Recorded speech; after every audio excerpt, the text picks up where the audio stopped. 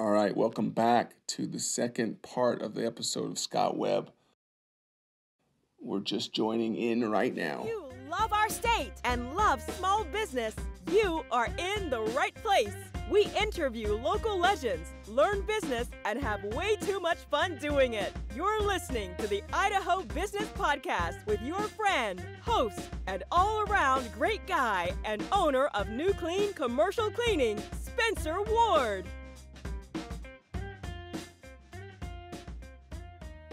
I think industrial is scalable. You don't have to be a household name. You can go out there and crush it with a couple of little things and make a really big footprint for yourself, both financially and as far as just security, I like that. What I've learned with residential market versus industrial is once you're their guy, you're their guy. They stop making other phone calls. Yep. At the first, working for a couple of these different industrial companies, they're like, okay, here's some drawings, give us your measurements, give us your bid. And I would sit and I know that if I'm bidding for it, that means other people are also bidding for it. Mm-hmm. Yep. What am I going to do that sets my bid apart from the other people's bid? I don't spray it with perfume or anything, but I want a line item and justify everything I could do in that bid. This is my material expense. This is how many hours my welder's going to be on it. This is how many hours we got blending, and just boom, boom, boom, boom, boom. I might be more than another guy that just said, okay, widget one, $25,000.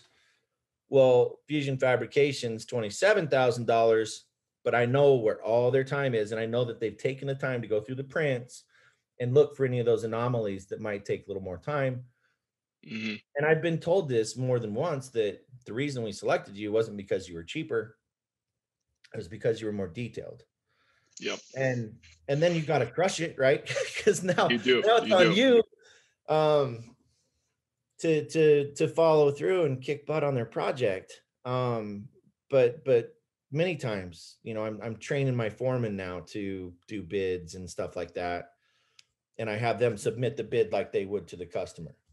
And I'm a stickler on verbiage and explanation. Sure. And, they don't know what an L503 is. We do, but they don't. Yep. So, pull it out a little bit more. Let them know you're going to use this specialty rod that whatever. Yep. But even in digital form, you're still selling yourself, and you should always have that presentation. Like, For I know sure. nobody bids look as cool as mine do. I got a freaking awesome logo.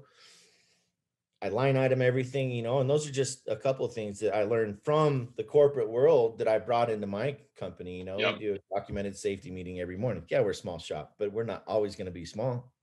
Yeah, we might as well make these habits now, get That's building huge. So it looks daunting to other people, but it's important, not for tomorrow, but for 5 years from now, when we got 30 people and we've got a massive shop. Yep. They're already doing their safety meetings. So I don't have to try to believe that, or beat that into them like, yo, this is important. Or, just simple policies and procedures, man. I spent an exorbitant amount of money before I even opened the doors on doing things right, getting the right insurance, getting the right marketing strategies, getting the correct licensing, and there's competition out there that doesn't do any of that, and they're crushing it. They're making money hands over fist, maybe. Yep.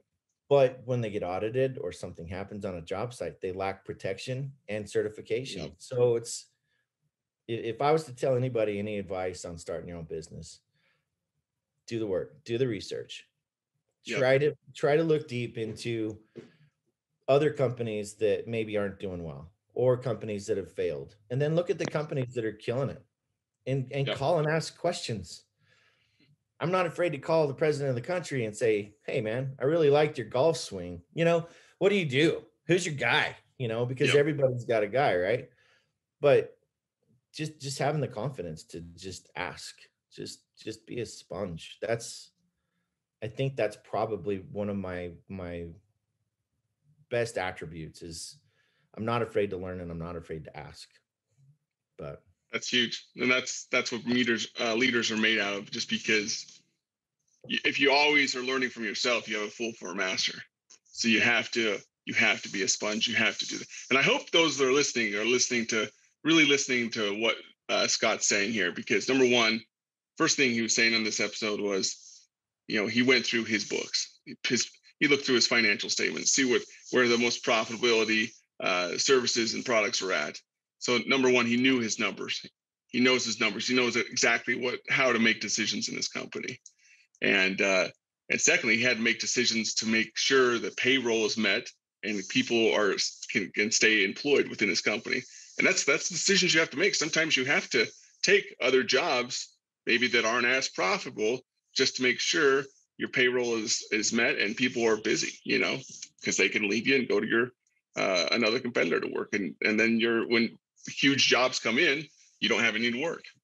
So there's balance in everything you do within business, and you have to make decisions today to really affect how you could do business tomorrow. So and how he put processes and procedures in place and make sure his assets are covered. It's huge. You just can't fly by the night and wing it. You really got to think and be methodical about these kind of things. So that's huge. I like that, Scott. So yeah, move into.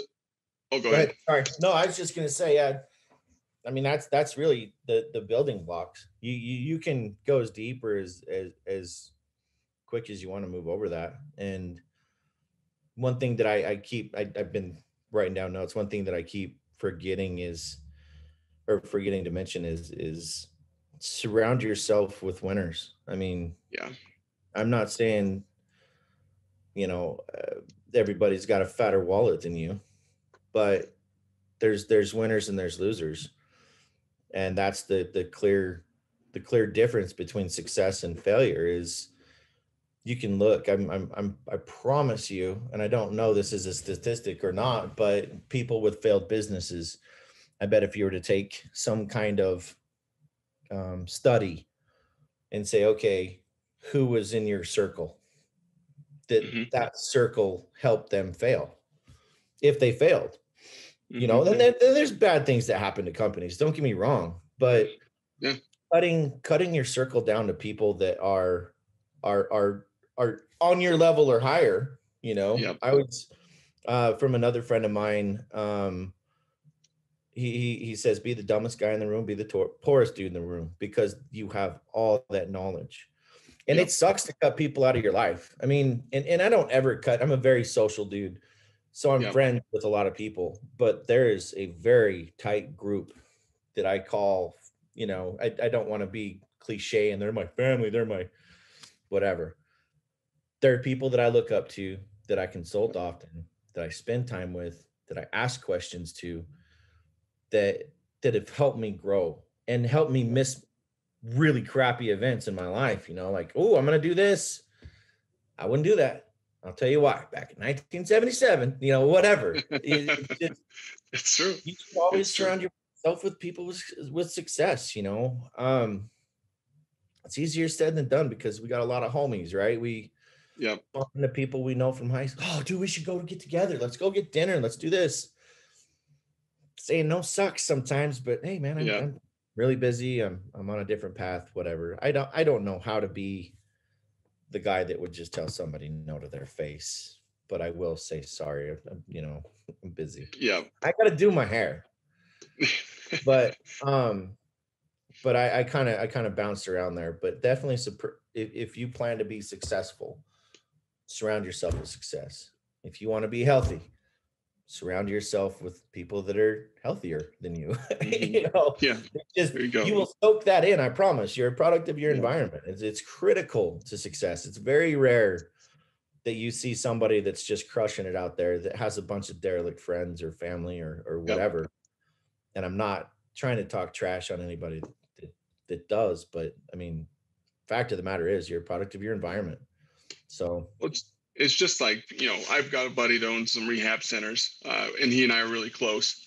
And what's one of the big things with people coming out of rehab, what's probably one of the biggest things they say to them?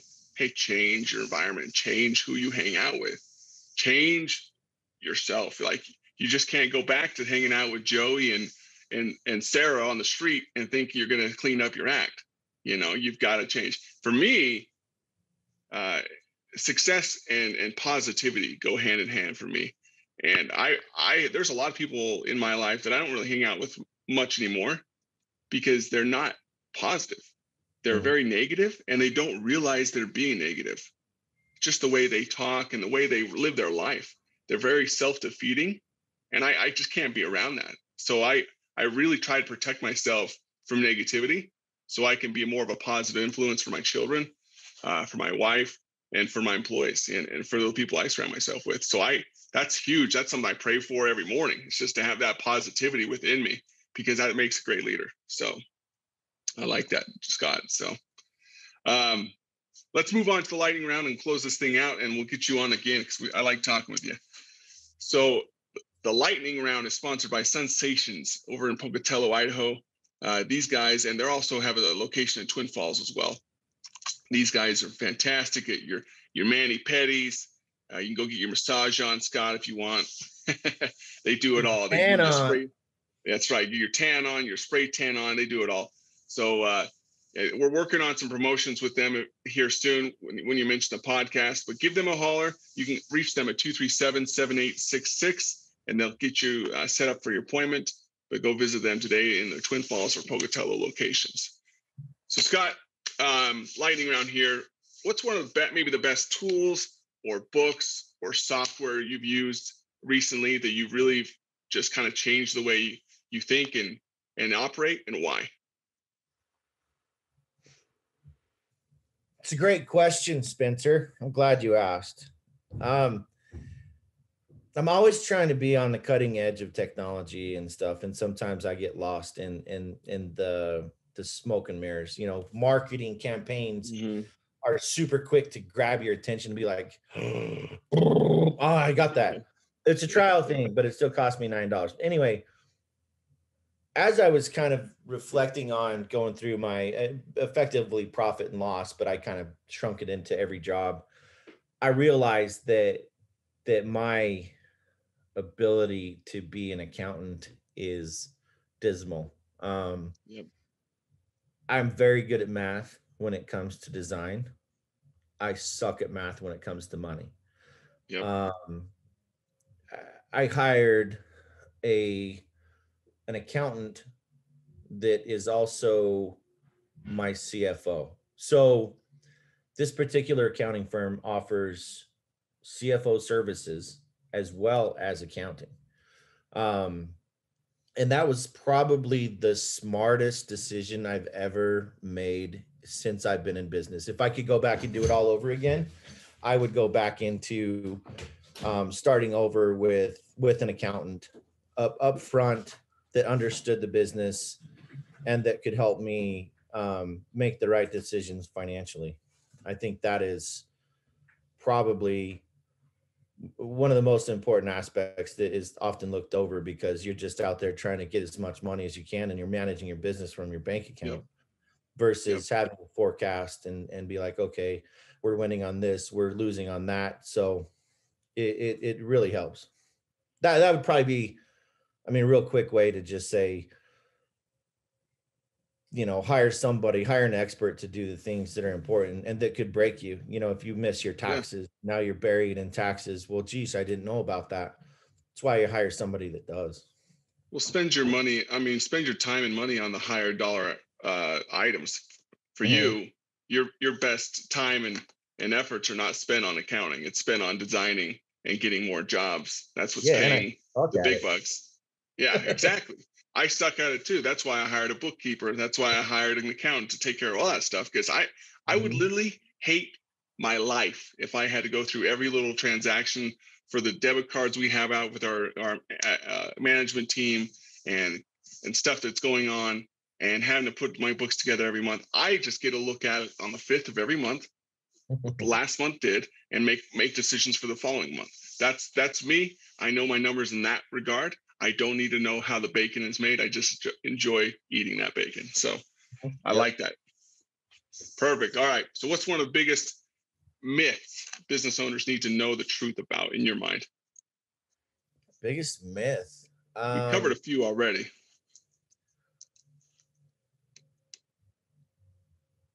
Yeah, I don't know. I guess I wasn't prepared for that one. The biggest myth is that everybody thinks it's easy, like you kind of said earlier, maybe it was on a different podcast.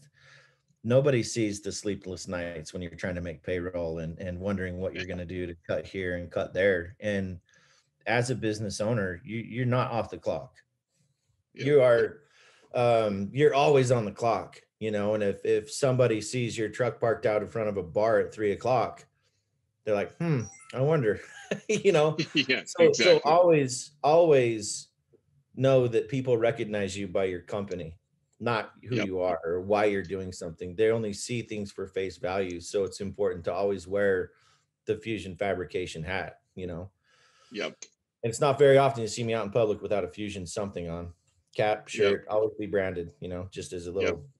little nod. I And you like must it work as well. for Carhartt, I'm guessing, because that's on your shirt. I'm just kidding. Well, chill today. I had new clean on my last podcast one, so today I'm just more chill. No, I love that, man. People and even though business is hard, it's rewarding. And I think I mentioned this in one of my podcasts, but shoot, people don't see, like you said, the sleepless nights, the times that I was literally supporting my wife and my kid, and I had a $700 a month townhouse mortgage on $1,400 a month when I was starting my business.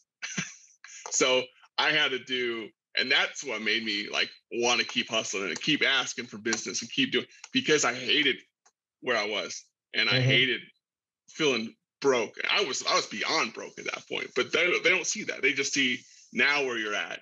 They don't see, what it took to get there. So yeah, I like that one. Okay. What's one question I should have asked that I did not? I've been thinking about this one because you end it with every podcast. Yep.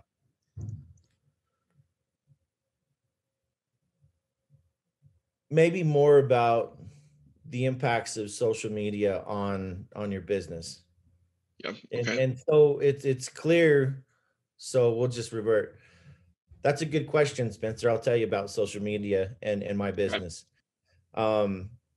We, as a metal fabrication place, are not probably getting a lot of customers off of social media, but the people that are on social media are business owners, own industrial places, or their wives, kids, friends are on there, and they see some of our fun posts. They know that we offer financing, and the word spreads that way. So although maybe your target demographic isn't, mom or son or daughter, those are still important people to make feel good about you and your image.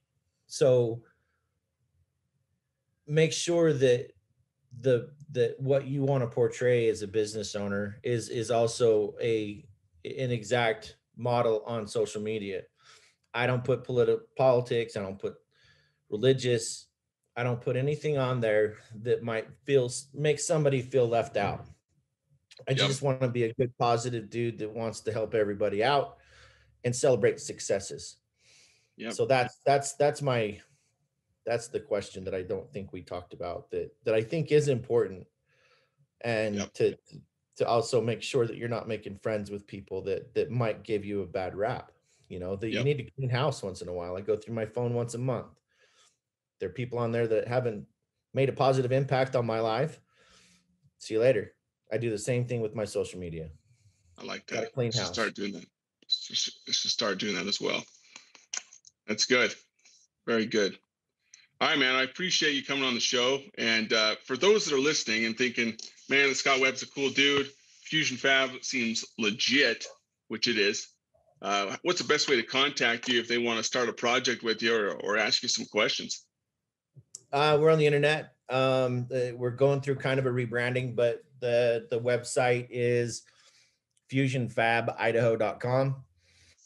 And you can call us. We're all over. We're all over social media. I've struggled with adding new content because we've been pretty busy, and golf season started. We all do. But yeah, no, just reach out. My number is 208-242-7288. And then Fusion Fab Idaho 208 on Instagram. And I think our Facebook is Fusion Fab Idaho. So Cool. just Google it, man. We're on there somewhere. I love it. All right, you guys, you heard it. You know where to find them. It's been an awesome episode. I really appreciate it. I think people are going to learn a lot from this episode. And those that are listening, thanks for tuning in. And go out there and conquer your day and go out and have just a freaking awesome weekend this upcoming weekend, even though you'll be hearing this one on Tuesday, but following weekend, you know what to do. Enjoy yourselves and just be that source of positivity. Again, go share these episodes, download, give us a nice review, and subscribe, and we appreciate it. So until next episode, adios. Congratulations on spending a couple of minutes getting a little bit smarter, having some fun, and supporting the Idaho business community. If you're feeling the love, make sure to subscribe, rate, and review on iTunes, Stitcher, or wherever you are.